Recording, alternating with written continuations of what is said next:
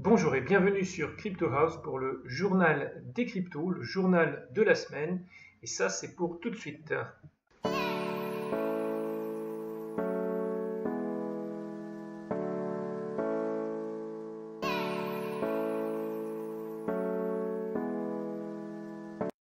Alors, on va démarrer les nouvelles de la semaine par une analyse rapide du marché. Donc là, je suis sur le market cap et je suis sur la vue à 7 jours. Et on voit qu'on a démarré la semaine à 219 milliards, on la termine à 218 milliards, donc on n'a vraiment pas bougé. Ça fait déjà un certain temps que ça dure. Si on prend le graphe ici à 3 mois, depuis la mi-août, on est toujours aux alentours de 220 milliards, plus ou moins. Le marché attend une bonne ou une mauvaise nouvelle. En tout cas, on aurait pu craindre le pire avec le nouveau report du SEC pour les Bitcoin ETF à beaucoup plus tard, mais il n'en est rien. Le marché n'a pas vraiment réagi. Il y a une certaine lassitude, on a l'impression. Mais bon, tant que quand il y a des mauvaises nouvelles, ça ne descend pas, c'est déjà bien. Et j'espère que bientôt on aura des bonnes nouvelles qui vont faire que le marché va reprendre. Si on regarde les cryptos au niveau de la semaine, bon, on est quand même globalement sur 7 jours légèrement dans le rouge, avec une plus forte baisse sur le Litecoin qui avait repris quelques couleurs la semaine dernière et qui revient aux alentours donc, de 58 $. Qu'est-ce qu'on a dans le vert? On a Tron qui remonte un petit peu, on a Binance Coins, avec les annonces que fait Binance sur les nouveaux exchanges, sur ses nouveaux plans, c'est une des crypto-monnaies qui résiste le mieux à la crise. Et ensuite, dans les 20 premiers, on a aussi NEM. NEM qui a fait aussi quelques annonces cette semaine. Et puis NEM, de toute façon, est tellement bas. C'est un coin qui était à 2 $, et aujourd'hui, il est à 10 cents. Donc, il y a une très très forte possibilité de faire du gain sur NEM à terme. Toujours, il n'y aura pas de remontée forte, hormis ces 10%. Sur NEM, je pense, avant qu'il y ait une montée globale du marché. Alors, par rapport au marché, on a Bloomberg qui dit que les institutionnels sont déjà présents dans le marché, mais on ne les voit pas dans le market cap. Pourquoi? Parce qu'ils ne sont pas sur le marché des exchanges traditionnels. Comme le dit donc Bobby Shaw, qui fait partie d'une société qui s'appelle Cumberland. Il est le Global Head Trading dans cette société de trading, qui est une société immatriculée à Chicago. J'ai regardé, ça n'a pas l'air vraiment d'être très grand, mais c'est quelqu'un qui est dans le domaine. Et en tout cas, ce qu'il dit, c'est que les institutionnels, ils sont là, et ils sont là sur le marché des OTC, donc Over the Counter. Pour rappel, un OTC, ce sont des marchés qui sont accessibles aux gros investisseurs. Il faut minimum 100 000 $ pour pouvoir entrer dans ce marché. Et il dit dans l'article qu'il y a des ordres qui montent à 100 millions $. Donc c'est un marché qui est vraiment gros. C'est pour ça que beaucoup de sociétés aujourd'hui lancent ce service. On a Coinbase qui lance des services d'OTC, on en a d'autres. C'est que le marché est intéressant. En termes de taille, ils le disent aussi dans l'article, parfois 2 fois plus grand que le marché du market cap. Ça peut monter jusqu'à 30 milliards de dollars par mois, alors qu'on tourne plutôt par jour, 30 milliards de dollars par jour, alors qu'on est plus sur, si on le regarde dans le market cap ici, sur des journées ici à 12 milliards, à 15 milliards, donc c'est un marché qui est déjà très très gros. Aussi, qu'est-ce qui fait que les institutionnels reviennent un petit peu sur le marché? C'est qu'il y a cette stabilisation qui fait moins peur que ces grosses fluctuations. Et les institutionnels, ils se contentent très bien d'un Bitcoin qui oscille entre 6 000 et 7 000 $. Ça les rassure. Ensuite, il n'y a pas eu énormément de nouvelles cette semaine. Il y en a eu quand même une grosse, c'est le Swell. Le Swell, donc, c'est l'event de Ripple, le gros event annuel de Ripple. Avec cette année comme invité d'honneur, on a tout simplement Bill Clinton, l'ex-président américain. Alors, il a fait un speech pas simplement sur les crypto-monnaies, mais certains articles ont retenu quelques phrases de lui. Donc moi j'ai noté, alors je le cite, traduit en français, le phénomène blockchain a un fort potentiel uniquement parce que c'est applicable de façon internationale et quel que soit le revenu. Donc là, il parle des possibilités énormes de la blockchain et les crypto-monnaies. Donc c'est une phrase en tout cas positive. Ensuite, il rajoute que les permutations et les possibilités sont incroyablement grandes, mais pourraient être gâchées par la politique négative à son égard. Là, il parle du SEC et des autres qui tardent à prendre des décisions, et il voit que certains gouvernements beaucoup plus ouverts attirent les investisseurs. On parle par exemple de Malte, hein. Il n'y a pas une semaine où on pourrait parler de Malte, et Malte est très ouvert à la crypto et aux exchanges, ce qui fait qu'il y a beaucoup d'exchanges, des ICO qui se lancent aujourd'hui depuis Malte. Donc il met en garde le gouvernement américain contre le fait de ne pas prendre des décisions proactives. Ensuite, il continue en disant « Plus vous développez de nouvelles technologies comme la blockchain, comme l'intelligence artificielle, la robotique, plus les disparités de l'accès vers ces technologies vont se faire sentir. » C'est clair que c'est un peu comme il s'est passé quand il y a eu la montée la démocratisation plutôt des ordinateurs, l'ouverture d'Internet. On a vu qu'il y a eu des gros efforts qui ont été faits par les gouvernements, par les collectivités locales, par les entreprises et autres, pour que les gens aient accès à l'informatique et accès à Internet. Là, il faudra faire pareil avec la blockchain pour que des gens ne soient pas laissés de côté. Et la dernière phrase que j'ai notée, il dit qu'il ne faudrait pas que les cryptos favorisent les fraudes à la consommation, favorisent le financement d'entreprises criminelles, et ne voulait certainement pas faciliter les attaques de terroristes. Là, il prend effectivement sa casquette présidentielle, ex-casquette présidentielle, où il met en garde contre certains effets mégardes des cryptos.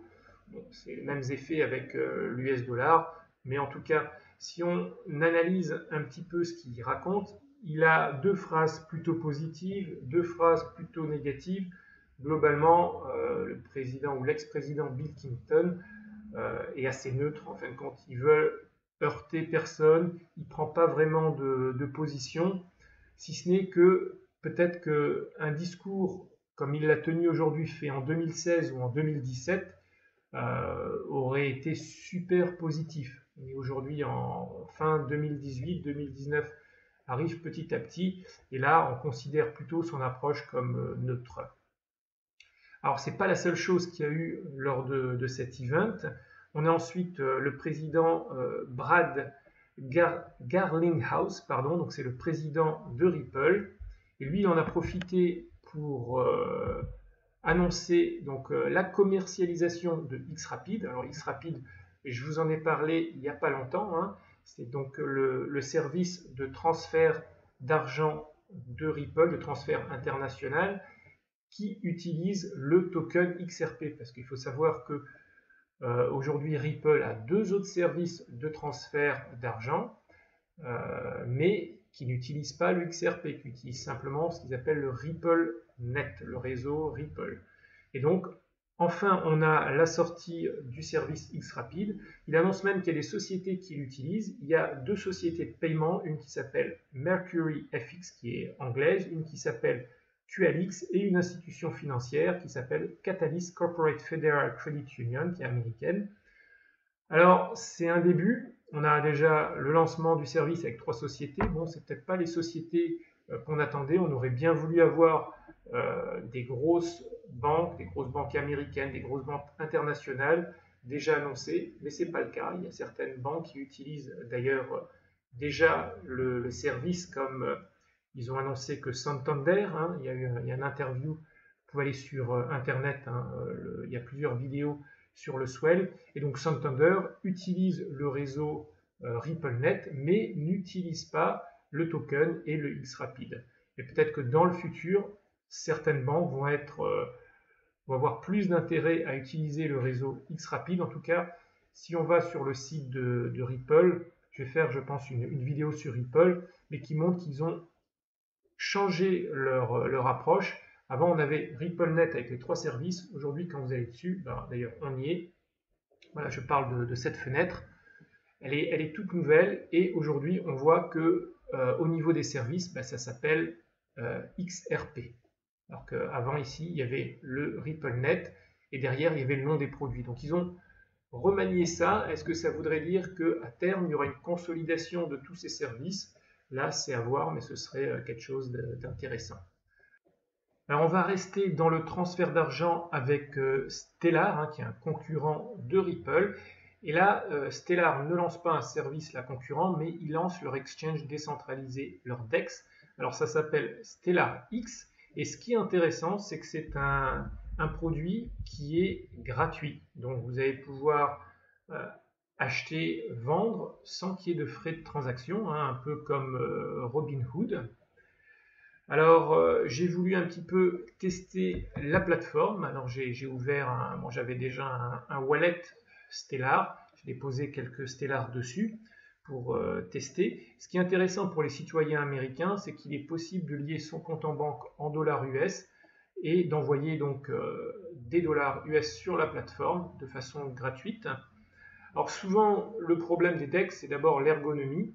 Ici, on voit que l'ergonomie est quand même plutôt pas mal, hein. Je dirais c'est une ergonomie tout à fait classique. Alors là, je vais sur Ripple. Si je veux acheter, vendre, ça ressemble à un exchange traditionnel. Ensuite, on voit que c'est quand même plutôt rapide, même beaucoup plus rapide que certains exchanges. Quand je vais sur les exchanges, ça ne bouge pas aussi vite. Donc c'est plutôt une bonne surprise pour l'instant. Il faudrait vraiment le tester. Bon, ça vient de Stellar, qui est quand même un des leaders dans le domaine des cryptos, hein, et des services de paiement. Par contre, ce qu'on voit, c'est qu'il y a pas, bon, il y a pas mal de coins, mais il y a beaucoup de coins dont j'ai jamais entendu parler, hein. Le Open Garden Release, Telus, Tom Money. Donc les cryptos intéressantes, il n'y en a pas énormément que ça. Bon, tu as du Omisego, tu as du BAT et du Bitcoin Cash, mais je dirais qu'il y en a pas, il y en a peut-être une vingtaine, une trentaine d'intéressantes, et tout le reste, c'est des trucs qu'on ne connaît pas du tout, hein. Citron, Happy Token, bon. Donc si vous avez testé aussi StellarX, mettez votre avis dans les commentaires, ce sera un petit peu intéressant de voir aussi ce que vous en pensez. Pour moi, a priori, c'est plutôt positif pour un DEX. Je m'étais connecté à un ou deux autres DEX dans le passé et c'était pas terrible du tout. Alors après, on va parler de la France, mais cette fois-ci pas en bien. Et puis c'est une info que j'ai eue d'abord dans la presse internationale. Alors je suis allé voir sur le site Origine, qui est le site du Monde. Et là, c'est dans la rubrique des faits divers, puisqu'un policier de la DGSI est accusé d'avoir vendu des informations confidentielles contre des bitcoins. Alors les informations ont normalement été vendues apparemment sur le dark web, et ce serait son code personnel de policier qui l'aurait trahi. Les services de sécurité interne de la DGSI sont remontés jusqu'au policier en retraçant des différents documents qu'il a consultés lui sur le système de la police interne. Et donc il a été mis en examen le mercredi 26 septembre et puis il a été incarcéré. On va terminer les news de la semaine par un article que j'ai trouvé intéressant par rapport à la position globale de la Chine par rapport aux cryptos. Alors il y a l'un des plus anciens magazines chinois de sciences qui s'appelle Technology Life. C'est un petit peu notre Science et Vie, mais en Chine. Et il va maintenant accepter les paiements des abonnements annuels en Bitcoin aux côtés du Yuan. Alors l'abonnement va coûter 0,01 Bitcoin environ, donc 65 euros. Alors ce qui est intéressant, c'est qu'aujourd'hui la Chine, on sait que c'est un pays qui est complètement fermé au monde des cryptos, que dès qu'une société va faire quelque chose dans le monde des cryptos, ce sera avec l'accord du gouvernement, hein. Et donc là, je pense qu'il y a eu certainement l'accord pour Technology Life de proposer l'abonnement en Bitcoin. Alors, est-ce que ce ne serait pas un test du gouvernement chinois pour voir si ils peuvent identifier correctement les acheteurs des souscriptions par rapport au paiement? Mais en tout cas, ça laisse à réfléchir sur l'intention derrière de la Chine d'accepter je vais appeler ça un test de paiement de services en Bitcoin. Alors, dites-moi ce que vous pensez des nouvelles de la semaine. Il n'y en a pas énormément, c'était assez calme. Donc, dites-moi plutôt de ce que vous pensez de Ripple, de ce qui est en train de se passer avec Ripple, que Ripple est déjà passé il y a 2 semaines ou 3 semaines en seconde position au market cap. Est-ce que vous pensez que Ripple va repasser une nouvelle fois en seconde position? Aujourd'hui, si on regarde où il en est, on a le marché total de l'Ethereum qui est à 22 milliards et juste derrière, à peine 20 milliards, on a Ripple. Le Bitcoin Cash est derrière beaucoup plus loin, à presque 9 milliards. Donc, est-ce que vous pensez que avec tout ce qui est en train de se passer au niveau de Ripple, est-ce que Ripple va surpasser à nouveau Ethereum? Alors moi, je vous dis à bientôt pour des nouvelles vidéos. N'oubliez pas les codes de parrainage si jamais vous voulez inscrire à des exchanges.